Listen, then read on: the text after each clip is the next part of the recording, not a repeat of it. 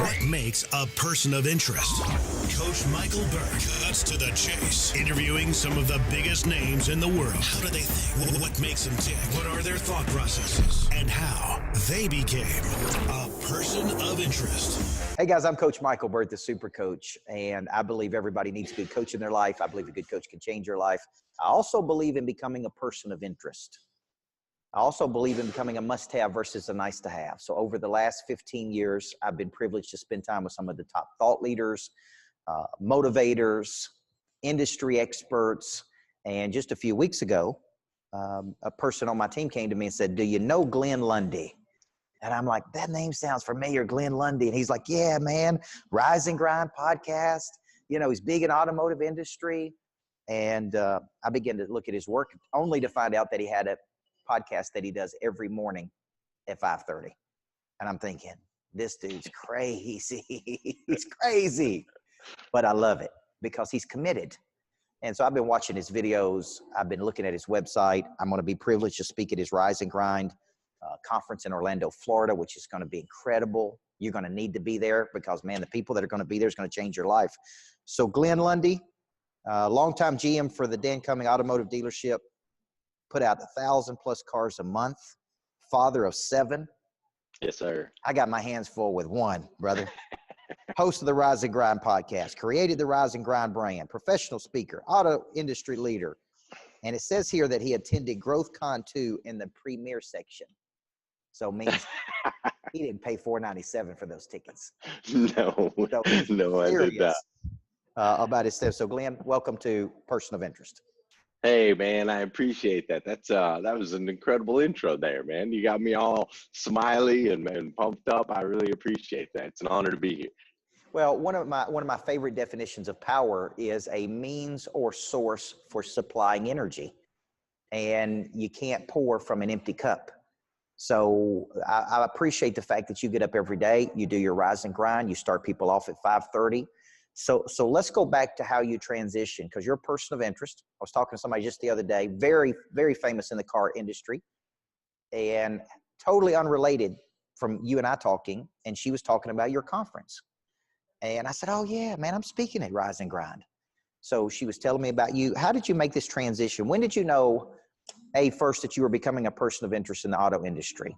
When did you kind of have a moment like, okay, what we're doing is working? We could sell the recipe versus bake the cake, because a lot of people of interest sell the recipe. You know, like I was a championship coach. So now I can teach people how to win championships, you know, but if I didn't win a championship, it'd be hard for me to teach them how to win. Yeah, so talk a little bit about when you had these big revelations and the conviction that came from that. Man, we were the dealership that I worked at. It's in a small town, 9,600 people, real small town. And when I first started working there, we were only selling about 120 cars a month, which is, you know, an average store across the nation. And it wasn't over a period of about 5 years, I increased sales 800%. To get to where we were selling a little over 800 cars a month. And ultimately we did sell 1,000 cars in March of last year. But in response to your question, as we were changing processes, procedures, technologies, you know, focusing on our customers, figuring out exactly how we could continue to move the needle, what I noticed is I started using social media as a branding tool. So I started posting kind of some of our numbers, some of our accolades, things that we were winning, not just posting cars and trying to sell people stuff, but I started posting, I would take a picture of one of my employees and say, "Hey, you know, this is Jason Barnett. He's been with the company 6 years. He's a great guy. He's got a kid. He's got married, you know, so on and so forth. This is Evan. Evan used to work in detail. He got promoted to sales. Then he went to finance manager." So I would tell their stories. And I noticed that the more and more stories that I told, we started, instead of getting customers, we started to get fans. We started to have people that were starting to root for us. They were starting to cheer for us. And when they started to really cheer for us, they would spread our branding out. The brand just continued to expand and expand the more fans that we were able to create. So once I kind of like started to realize, hey man, it's not about selling cars. It's really about giving some people something to root for, something to cheer for. Everybody wants to cheer for, sports. Everybody wants to cheer. Either they're cheering for you or they're cheering against you, but they all like to cheer, right? Yeah. And so we started creating more and more situations in the auto industry where we could create more fans, get more people cheering for us. And that ultimately is what got us to the second largest used car dealership in the country. Nice. And you mentioned something that I think people need to understand. Part of being a person of interest is multiplying other people of interest. Like you don't want to be a selfish, like I want all of my team members to become people of interest. Right. The higher their person of interest score is, the more people that are attracted to what we're doing. And you're really talking about affinity there, where people begin to fight for you, root for you. But if you don't present ideas to the market, if you don't position your people as people of interest, then it's all about you. That's right. And that really drives down your person of interest score. So when you're thinking about this concept of being a person of interest, most people are taught to chase business, chase leads, make X number of calls a week. And we do that. We make a lot of outbound calls, but the concept of person of interest is flipping the script to where you become the buyer versus the seller. You have something so incredibly valuable that people want your time, your energy, your resource. What has been your specific strategy? Okay, so you got the podcast, that's a strategy. You got Hustle and Grind Conference, that's a strategy. Is that part of your strategy to become more of a person of interest in the world? I mean, does that come along with books, podcasts, opportunities, everything to rise your personal brand? Talk a little bit about that. See, ultimately, I'm on a mission to become the most attractive man on the planet. I want people to be attracted to me. I don't want to have to go chase people down. I want people to chase me down. I want Coach Burt to be having a conversation and somebody say, "Hey, do you know this guy Glenn Lundy? We got to reach out to him." And the way that you become the way that you become incredibly attractive, or the way that I've become attractive, is just by simply adding value. I try to add value into every single situation that I'm in, every person that I'm come in contact with. How can I serve you? What can I do to add value to your life? And so I actually learned a mentor of mine. He's one of the greatest servant leaders that I ever got the pleasure of being around. I got to spend 8 years around him. And the actual definition of servant leadership, if you look it up, it's a mindset of servitude. So some people think being a servant leader is, okay, an opportunity pops up, I serve, right? Okay, well, somebody needs help, I help them. That's not servant leadership. Servant leadership is a mindset of servitude. You look for opportunities to serve others. You actually physically, it's an action versus being reactive. You are actively seeking ways that you can add value. And so that's my podcast, the books that are coming out, the conferences, all of those things are ways that I feel I can continue to add value into the marketplace and hopefully continue to attract more people to me, so that I can get the message out loud and clear as far as wide as possible. I can get those fans, those people that are rooting for me to win. And ultimately, bottom line, I got to be able to take care of my family. I got to be able to grow my business. And so that's my strategy, is I'm going to try to attract people to me versus having to go out there and track them down. Do you believe we can teach other people how to become people of interest? Or do you believe, I got a buddy that always says this, Glenn, he said, some people just got something you can't put in them and you can't take it out of them. And that's a great statement, because some people got it, man. They got it. They got the swag, they got the knowledge, they got the skill, they got the desire, they got the confidence. Now, they accumulated these things, but do you think we can teach people to become people of interest? I do. I believe that that's 100% possible. I think most people fall under 4 main personality types. And what you find is there are some people that are just naturally talented or gifted in certain areas, right? Like, for example, I'm a high I in the DISC assessment. So I'm an inspirer by nature. It's easy for me to go into a room and I can socially, move around and do the things that I need to do to attract attention. That's easy for me. That's not easy for a high D or high S or high C, these different personality types. But what I've found is the people that end up reaching that 1% level, we've got high Ds that reach 1%, high Is, high S's, and high C's. You've got all 4 personalities that still reach that level. And the difference is those that make it to that top level, become persons of interest. The difference is they know those weak areas. They know what they're not strong at, but they're able to adapt in those areas when it's uncomfortable. See, a lot of people take, it's almost like, what's the right word I'm looking for? But a lot of people, once it starts to feel icky, right? They're like, oh, I don't like how this feels, so I'm going to step back from it. Or I'm not really good in this area. I'm going to step back. I'm going to give that to somebody else. I'm not necessarily a social person, so I'm not going to put myself in social situations. That's what 99% of the population does, is they stay away from those uncomfortable, icky feelings. Whereas the 1%ers go, hey, I'm not good in that area. I got to attack it. I got to go after it. You know, and so becoming a person of interest, it has nothing to do with something that we're born with, because we're all born with something a little bit different. And some people's talents might be able to take them to a certain level, but the real, true, high-level persons of interest are the ones that are willing to get in there and do what's uncomfortable, do the things they don't like to do, and do them consistently, creating a process to fill those gaps and fill those holes. Name one person of interest in the automotive industry that you feel like you really look up to, that's been a huge inspiration on you. What's the first person that comes to your mind? Brian Benstock. All right. Why? Brian Benstock runs Paragon Honda in New York. They are the #1 Honda dealer in the United States, the #1 Acura dealer in the world. Brian Benstock's 59 years old, I believe. If he sees this, don't quote me on that. What if he's only 45? Right.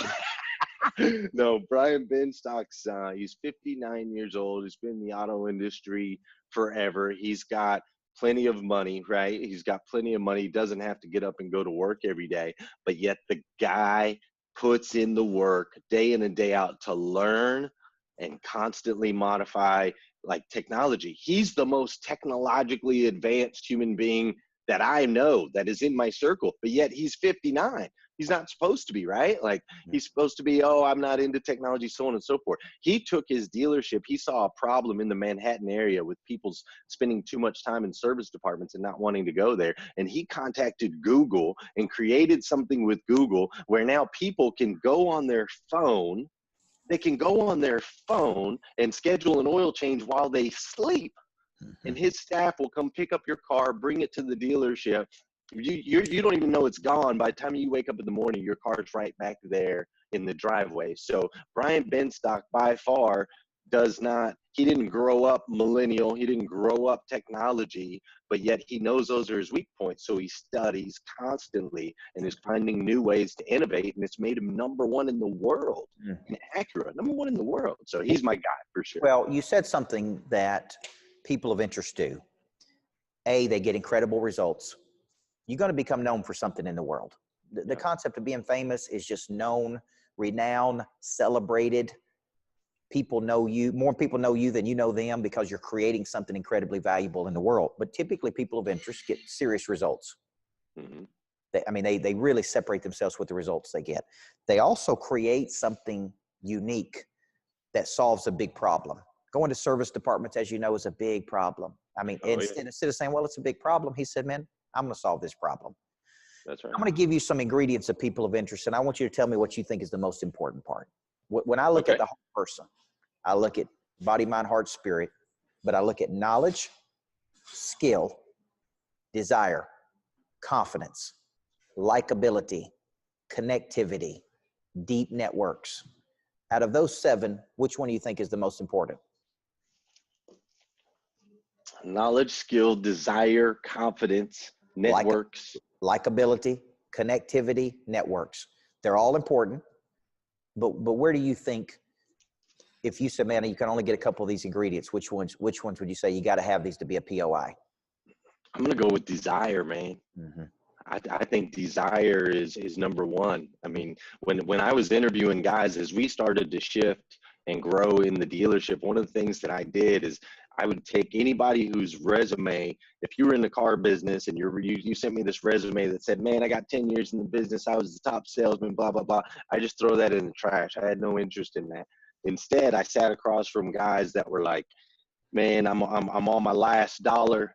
My car's broke down. I just had a baby. Like, I need this so bad. I need to win so bad. And I had so much more success with the guys that had massive desire. It didn't matter how smart they were or what their credentials looked like. It was all about their heart and their desire to win. So I think desire is the biggest, most important out of the entire list. They all are important, and you can start to layer them on. But if a guy's got all the knowledge in the world, all the skills in the world, he's connected and he's likable, and he has no desire, you got nothing. You got absolutely nothing. Well, and the reason I saw those ingredients and I use those ingredients is because they're all connected.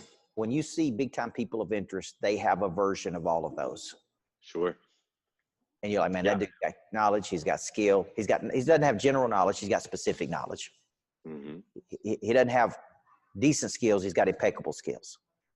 He doesn't have some desire. He's got high prey drive. He doesn't have some confidence. He's got an abundance of confidence. Okay. So when you start thinking about building networks, because that is part of being a person of interest, what's your number one strategy that you've used to build deep entrenched networks as part of your person of interest strategy? I don't know if I ever looked at it as like a strategy. That's a good question. I just kind of did what I do. I guess as far as actual strategy, I read a lot on, like there's a book called The Like Switch. Okay. I've read. FBI agent, did a lot of interrogations, and then he became a psychology major in university. He wrote this book about building relationships. And I also read, How to Win Friends and Influence People. I read that book probably every 6 months. I think it's really, really important to keep that fresh. So ultimately, my strategy is, as I'm trying to build my network and my net worth, right? Because they're connected. That's right. So ultimately, my strategy is finding what people need, what makes people tick, and again, how I can add value into their lives and into their situations, and making sure that it's about them.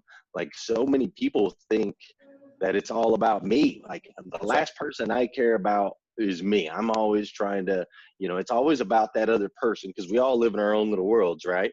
So it's all about that person. So for example, I got the honor of going to a house party with Tom Benson, the owner of the New Orleans Saints, just before he passed away. And so he bought a farm out here in Paris, Kentucky, and we had an opportunity to go out there. There was about 150 people out there. And I told my friend Josh that I was there with, I said, Josh, just so you know, I'm here to talk to one person. Like, I know there's 150 people out here and they all have influence and power and all of this stuff. But I'm here to talk to one guy. And it's Tom Benson. And Mr. Benson was sitting up by his house. His wife, Gail, kind of was sitting in between him and the rest of the crowd, to kind of keep people a little bit away from him. And so I came over to the other side and kind of climbed over the banister and just had a seat next to Mr. Benson. And I did the one thing that I knew would be different. I didn't talk to Mr. Benson about the New Orleans Saints. I talked to Mr. Benson about his daughter. I talked to Mr. Benson about his kids and about what it was like building an empire in New Orleans with all those hours, and how did he balance the relationship with his children. I talked to him about Chevys, because I knew he originally got his start at a Chevy store back in the late 50s. I talked to him about things that mattered to him, not things that mattered to me. Long story short, 2 hours later, the party had cleared out, and Mr. Benson had me down in the basement of his house showing me his trophies, inviting me to join him on his private plane. And ultimately, I watched 2 games in the owner's box where Drew Brees was out there putting it down. And I got to have that experience, now with I actually got to take my son out there. But it was because my intentions were to care about the things that Mr. Benson cared about, not the things that Quinn cares I think about. That's a huge strategy. And I don't like the word using the word strategy, because it's real. It's who you are. And when your why becomes about other people, you really start becoming a person of interest in my mind. Because, my wife just finished writing her first book called Living with the Monster, and everything we do is monster producer. My new book is Inside the Mind of a Monster. Her book is Living with the Monster. And she was hesitant to write that book because she's never written a book before. She's not out front like I am. She's got a different personality style. And I said this to her: when she hesitated, I said, your desire to help people has got to overcome your desire to be comfortable. That's right. You have something inside of you need to share. You are going to become a person of interest. And so now we're doing couples events. We just got finished doing a retreat. But when you were thinking about that, you went into that saying, what's important to him? That's right. My why has got to become about other people. How can I advance their ball down the field? That's right. So let's talk about your hustle and grind concept. Where did it come from? When did you make a decision to have the conferences? How big of a movement has it become? Because I love actionable things, and hustle and grind appeals to people that hustle and grind. I mean, I believe in coming in early and staying late, man. I believe, I'm an old basketball coach, so we don't recognize time systems much. Right. We recognize getting results. That's right. So as the minute I saw that, I'm like, I like it. I'm interested in that. That's how strong the concept is. So talk a little bit about the evolution of the concept and when you made a decision to have the conference. Sure. Well, there's two things that kind of collided to make this happen. So I started my show, Rise and Grind, which the intentions of my show, I say Rise and Grind, it's actually hashtag Rise and Grind, but the intentions of my show were kind of threefold. I believe that if we can change the way people start their day, we can absolutely make a huge impact on this planet. I truly believe that. That's my mission, is to help change the way people start their day. I mean, golly, so many people are starting their day watching the news, looking at shootings and violence and all this other stuff and politics, so on and so forth. And they wonder why they're broke, and they wonder why their kids are shooting up everybody in school. Like, it's not good. It's just not healthy. So I believe if we can change and get people healthy morning routines, make a massive impact on this planet. So I wanted to go live at 5:30 a.m. so that I could be there for people and hold them accountable, and they can hold me accountable, right? So that was one reason. The second reason, I was running a dealership, and I know that the first hour of the day is the most powerful day. That's when I can really, I can program, right? I can do some programming. So I'm thinking, here's how my show would start off every day. I'd say, my name is Glenn Lundy. I'm a husband to 1, father to 6, which is now 7, and the general manager of Dan Cummins Chevrolet and Buick, the second largest used car franchise dealership in the country. So from a branding aspect, every morning at 5:30, people were here in Dan Cummins, Dan Cummins, Dan Cummins, Dan Cummins. So that was part 2. Part 3 is I wanted to create an online community where people could come together and they could learn, and I could give them motivation, education, and inspiration. So those were the 3 components. So I started the show. Meanwhile, Dave Benson and Sean Hayes were doing something called Sales Hustlers. And Sales Hustlers was a group made up of just automotive sales people, where they were teaching and training people how to sell cars. That's what they were doing. And they had created a movement within the auto industry where they were really the first of their kind to really empower salespeople, to give salespeople a voice in an industry that has been in the dark ages for a really long time. So you had Sales Hustlers and you had Rise and Grind, and they were kind of going side by side. And then we ended up in Las Vegas together at a conference. It was called Rockstar Auto Conference. And I met up with Dave and Sean from Sales Hustlers, Glenn Lundy from Rise and Grind, and the 3 of us were in a hot tub at 11 o'clock at night in a hot tub. And we were talking about the conference itself and the good points from the conference and the bad points. And we thought, you know what? We just need to come together and have our own conference. Instead of complaining about somebody else's, what's missing in their conference, let's create our own.